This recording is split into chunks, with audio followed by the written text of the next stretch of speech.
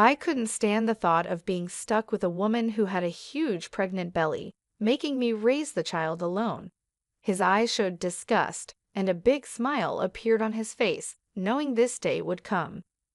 Even though I saw it coming, I quickly went to my room and came back with a document. I handed the divorce papers to Paul. His face twisted in shock. "What the hell? What's this all of a sudden?" he yelled. "Well, it was your idea. Now sign it quickly." "I'll submit it tomorrow," I said firmly. His face turned red with anger as my words hit him hard. "Watch closely. I'll make you regret how you've treated and looked down on me all this time," I declared. "My name is Lisa. I'm a 28-year-old housewife. Until 3 years ago, I worked for a mobile company. I met Paul Walter, my boss, when I was 25. We quickly fell in love and got married. Paul, 4 years older than me, was very reliable, especially when teaching me the job as a newcomer who didn't know much. I was very grateful for Paul's clear instructions. We became friends and often went out to dinner. When he asked me out, I was thrilled, especially since I had never dated anyone before. It's embarrassing to admit, but as a cartoon enthusiast, I was always more interested in 3D characters than real men. However, seeing my high school and college classmates getting married, I started to feel the pressure. When I fell in love with Paul, I secretly promised myself it would be my first and last love. So when we started dating and got married a year later, I was overjoyed. I was extremely happy. Paul was good-looking and popular among our female coworkers.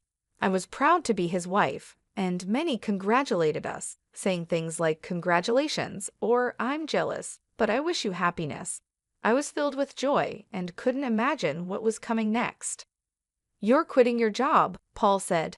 "You're married to me now, so you'll quit your job, right?" I informed them yesterday. The day after we registered our marriage, Paul surprised me with this news. "I've always wanted my wife to focus only on household matters. Don't worry, I can support both of us with my income," he added. "But this is so sudden. You never mentioned this before," I replied, shocked. Paul had never talked about me quitting my job before our marriage. I had taken my current job based on my father's recommendation, and leaving without notice wouldn't be right. I wanted to explain this, but Paul's eyes silently warned me not to argue. Instinctively, I kept quiet. "I should have told you, but it's done. Starting tomorrow, you don't need to go to work. I'll handle the handover," Paul declared.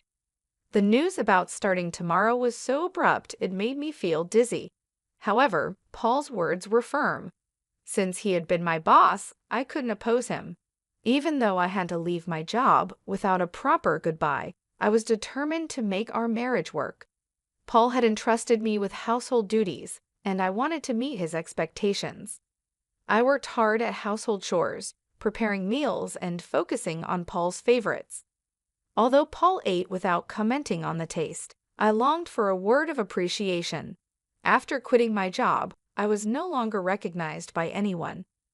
One day, Paul asked, "Is my jacket clean? I have an important meeting tomorrow."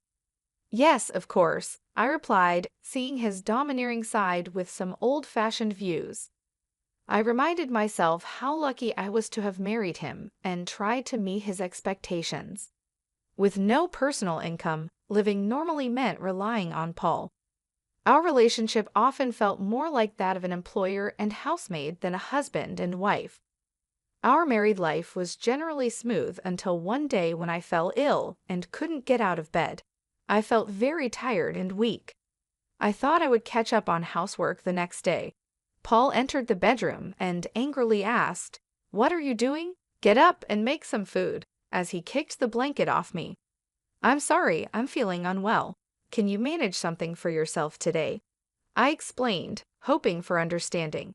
Instead of nodding or comforting me, Paul frowned and said, "You don't work, yet you're lying down just because you feel a bit sick? Pathetic.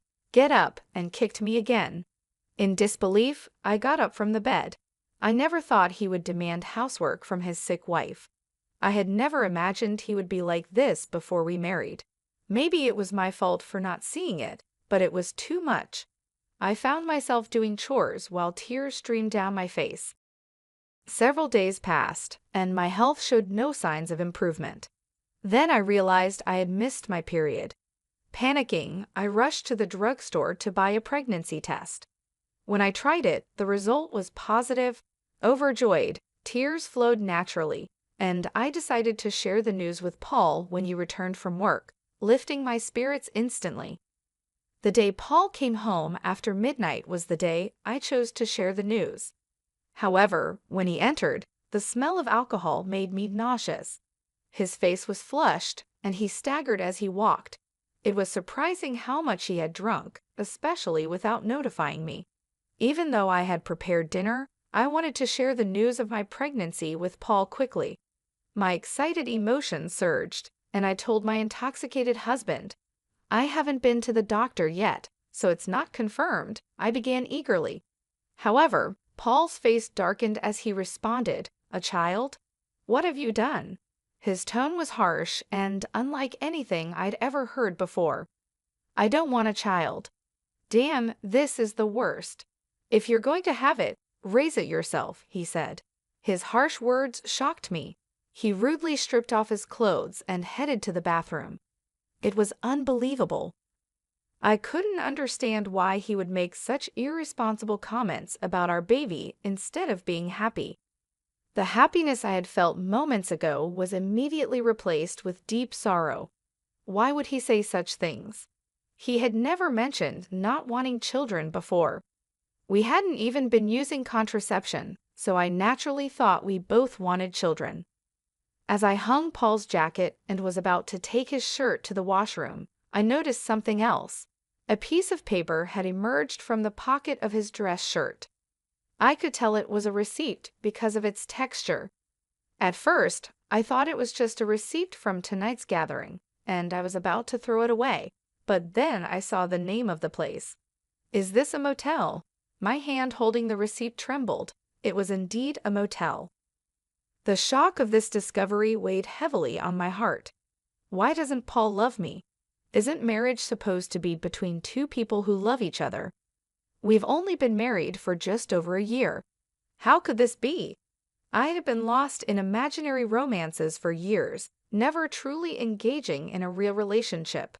I couldn't accept this harsh reality immediately. However, the idea of Paul cheating began to make sense, and many pieces fell into place. Had Paul been using me from the very beginning of our marriage? Was he genuinely in love with the person he was cheating with while I was just a convenient servant? All these doubts swirled in my mind. Was that why he reacted so harshly when he learned of my pregnancy? As I grappled with these thoughts, nausea set in, and I became convinced something was wrong. Yes, there's no doubt now. Perhaps the reason he made me quit my job was that his mistress worked there. Everything seemed to make sense now, as if he had married me for stability and not love. The line between reality and my imagination became blurry. Still, there was no denying the heartless words he had thrown at me after learning about my pregnancy. That day, I decided to gather evidence of Paul's infidelity. From then on, his cold behavior towards me was undeniable. It was as if he couldn't forgive me for becoming pregnant. Despite knowing that I was suffering from morning sickness, he would deliberately eat smelly foods near me and nitpick my housework, forcing me to redo tasks. My pregnant body had to endure a lot, and my heart was heavy. Despite this, I continued to investigate his affair. Paul never parted from his cell phone, even taking it with him to the bathroom, making it impossible for me to sneak a peek. When I secretly entered Paul's room, it was neat and tidy, with nothing incriminating in sight. He was meticulous at work, and his desk was always in perfect order. I realized it would be challenging to catch him off guard directly. I often checked Paul's pockets for evidence like receipts, but my investigation was difficult. I thought about hiring a detective, but didn't have the money. While I was deep in thought, I received an unexpected phone call from my father. "Hello, it's me, your dad. How are you?" he asked. Surprised by his call, considering his busy schedule, I replied, "Dad, what's going on? Aren't you busy with work?" "My employees have been doing well, so I'm not that busy," he explained. My father, the CEO of a company in France, was always a workaholic. I didn't have many childhood memories of playing with him, but I respected his dedication to his job.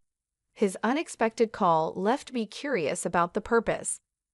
"So, what's happening?" I asked. My father proceeded to reveal a shocking truth. "Is that really true?" I asked in disbelief.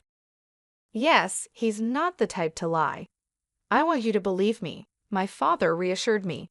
Initially in shock and unable to respond, I felt a mix of anger and frustration as the pieces of the puzzle fell into place. "Thank you, Dad. I'll do my best," I told him with gratitude before hanging up the phone. My investigation was finally paying off, but the newfound knowledge also stirred up feelings of anger and frustration due to the ongoing tension between Paul and me. Paul continued to be distant even though I was pregnant. Each time he acted this way, I harbored a deep hatred towards him. Months passed, and our relationship remained strained. Eventually, an event occurred that shattered our life. At last months pregnant, I was always cautious around Paul, living in constant fear. I tried to avoid him, leading a quiet and stifled life. One day, I served dinner as usual. When Paul returned home, we sat at the dining table. As I quietly ate, Paul suddenly slammed his fork down. "What is this? It's tasteless," he exclaimed, throwing the food I had prepared onto the floor. Baffled by his outburst, I tried to comprehend the situation. The anger at having the meal I had cooked discarded before me began to build up inside. "I've been contemplating this for some time, but recently you've been complaining about the taste of the meals," I said. Paul criticized my cooking, saying it was tasteless. Since becoming pregnant, I had been using less seasoning to make healthier meals. This was only temporary until a baby was born. If he found the food bland, he could have added some salt himself. Why did he have to throw the meal on the floor? I was about to complain when Paul sneered and said hurtful words. "I don't want a woman with a belly like a monster. You have to raise the kid by yourself," he said, looking at my swollen belly with malice and a nasty smile. I had always feared this day might come, even though I hoped for a different outcome.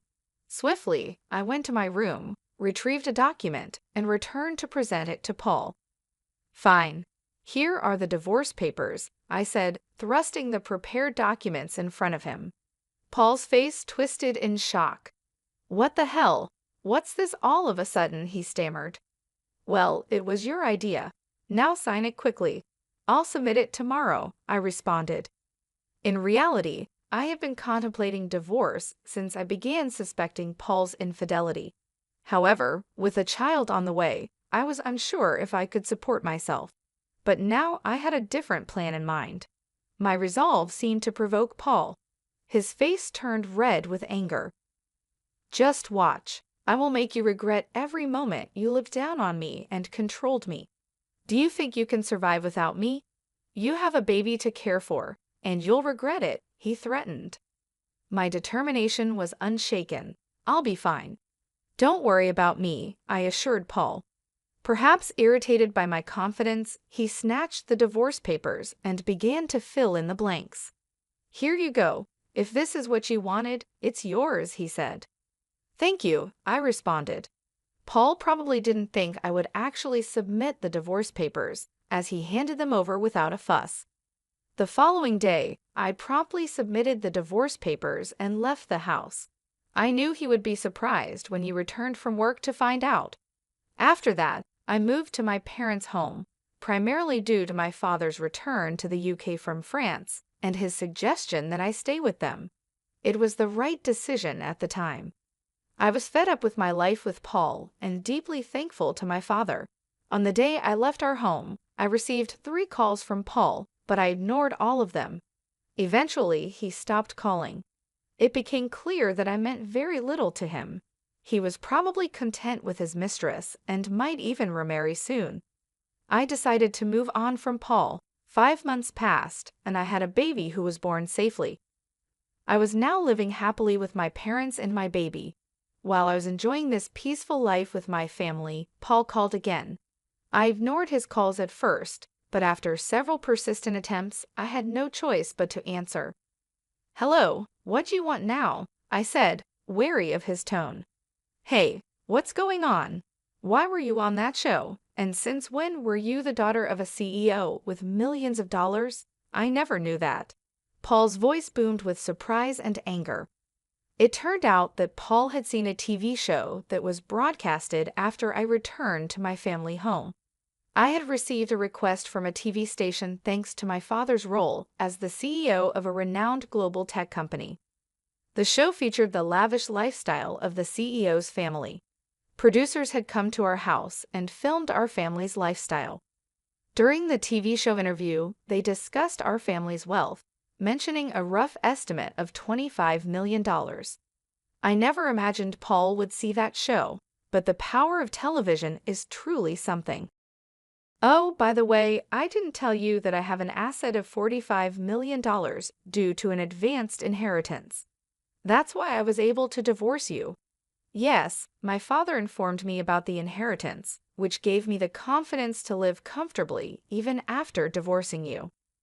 Upon hearing this, Paul's reaction was immediate, and he was furious. "What? That's dirty. Why didn't you tell me about this before? Half of it is mine, right? Give me the money now," he demanded. I calmly responded, "Just as I suspected, after seeing the show, all you could think of was getting money from me. Gifts from parents are not included in property distribution. Are you forgetting your own mistakes?" Paul was puzzled and asked, "What are you talking about?" I continued, "I'm tired of your anger, Paul. You called me yourself. You should know you can't blame me for what you did. You cheated, didn't you? With your new wife, who's a junior from your company? You started dating her even before our marriage." Paul was clearly shocked by the information I got from my father. I finally had the upper hand. "Did you think I wouldn't find out? My father has many contacts in your company, and one of them informed me about your affair. I've never mentioned it, but I'll be demanding child support." Paul, still in denial, protested, "Stop kidding. Why should I pay child support? It's all because of you, right? You got pregnant on your own and slacked off with household chores. It's all your fault." Hearing Paul blame me without apologizing for his own mistakes was beyond belief. I couldn't believe I was ever married to someone so lacking in common sense. I truly felt it was the right decision to leave him. "Paul, I'm broke. My wife spent all the money I earned, and now I'm in debt," he pleaded. Hearing Paul's pitiful excuse, I went from anger to sheer disbelief. I never wanted to deal with such an unreasonable person again. With that thought in mind, I firmly gripped my phone. "What are you talking about? Do you even realize how ridiculous you sound? I never want to deal with you ever again. I'll have my lawyer handle the matter of child support. Never call me again, and you will not see the child anymore. Goodbye." "Hey, wait," he called out, but I quickly hung up the phone. Afterwards, I blocked Paul's number and took a deep breath. It's over now, right? I won't get any more calls from Paul. I no longer want him disrupting my peaceful life. Just then, I heard my baby crying from the other room and rushed to soothe the baby. It turned out that he began paying child support every month. According to a former colleague, Paul claimed that the woman he remarried was quite a spendthrift, and he had to cover his current living expenses with debt. It seemed that because of these circumstances, Paul had tried to get a share of my inheritance by calling me. However, Paul didn't get a penny from me. Now, his expenses were greater than his income, and he was struggling. Either he felt things were falling apart, or he couldn't stand being looked down upon by his colleagues. What's more, he made the mistake of starting his job search only after leaving his current company. This resulted in him being forced into a life of poverty. Hearing this from a colleague didn't move me at all. I thought he deserved all the hardships.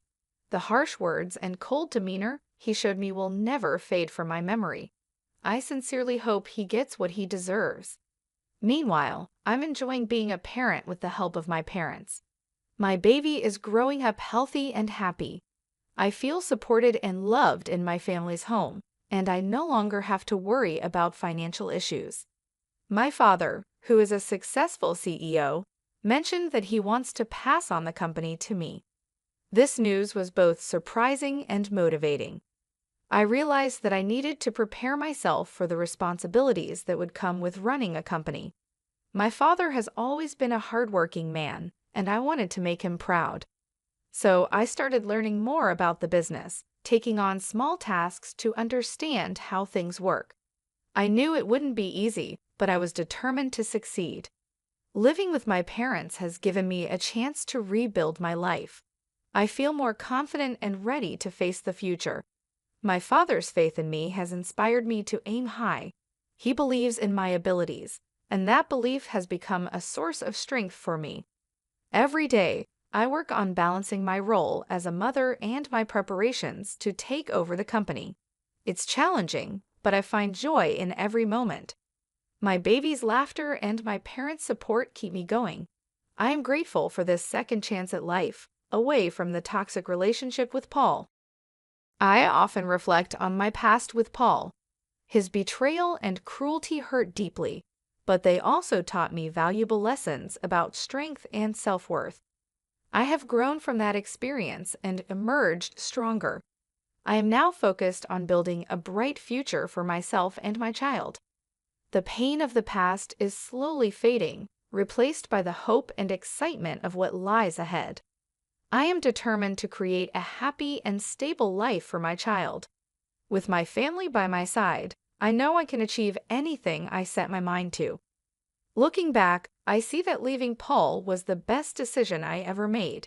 It allowed me to find myself again and to discover my true potential. I am no longer the scared, uncertain person I once was. I am a strong, capable woman ready to take on the world. In the end, I hope Paul realizes the consequences of his actions. As for me, I will continue to move forward, embracing the opportunities that come my way and making the most of every day. I am ready for whatever the future holds, confident in my ability to overcome any challenge.